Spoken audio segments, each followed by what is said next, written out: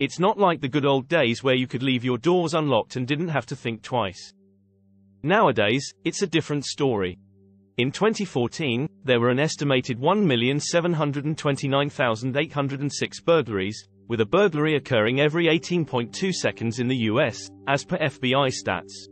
Near me, not too long ago there was a police chase where the suspects fled on foot. They went door to door in this area trying to break in to get keys for a car to escape. A family had gotten roughed up in the process before the suspects got caught. Just goes to show you, anything can happen at any time. You should have measures in place to make it more difficult for anyone to break into your home. Your home is where you and your family should feel safe and secure, always. So, time to get prepared and increase your home security. Not giving someone a reason to target your house. When purchasing anything that is worth stealing, which to a thief could be anything, be mindful of your garbage. You put an empty box for a 60-inch TV on the curb, you're displaying to thieves what's inside your house. Think about this especially during the holidays. Your best bet for something like a 60-inch TV box is to fold it inside out, or cut it up so no one knows what it was for.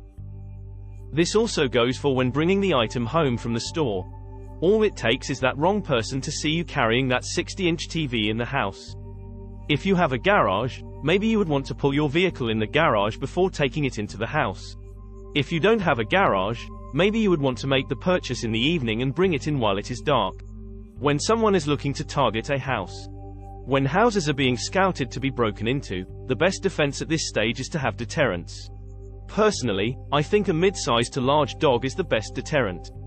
Other good options are video cameras visible on the outside, a motion sensor floodlight, an alarm, beware of dog signs, leaving a TV or radio on loudly while away, and place objects, such as rose bushes, in front of easy accessible windows.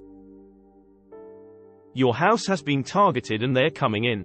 Sometimes deterrents just won't work and there is nothing you can do to avoid someone trying to breach your house. At this stage you need your house to be physically locked down to slow down or hopefully stop the invaders. The doors to your house should not have any glass windows near the locks, for if it was broken, they would have quick easy access to them. Speaking about locks, you definitely want a deadbolt. You can add one of those chain locks for looks, because that is all they're good for. Ideally, your door and frame should be made out of metal.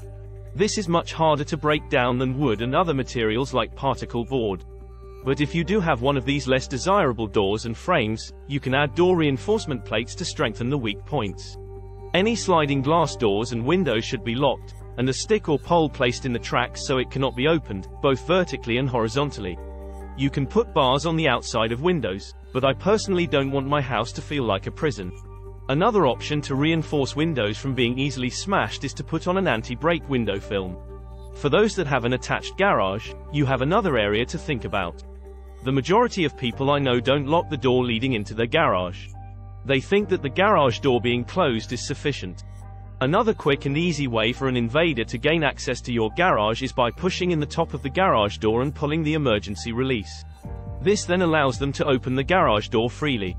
One way to defend against that is to use thin zip ties or elastics to secure the garage door emergency release up out of the way of invaders. Thin so if you needed to use the emergency release yourself, you can still pull and break them. Unfortunately, given enough time, invaders could bypass any of these. So with that in mind, have a plan in place on what you and your family would do if someone did gain entry into your home. These are just a few ways you can increase the security of your home. I'm sure you've heard of some or all of these before, but I hope there is something you can take away from this to help secure your home.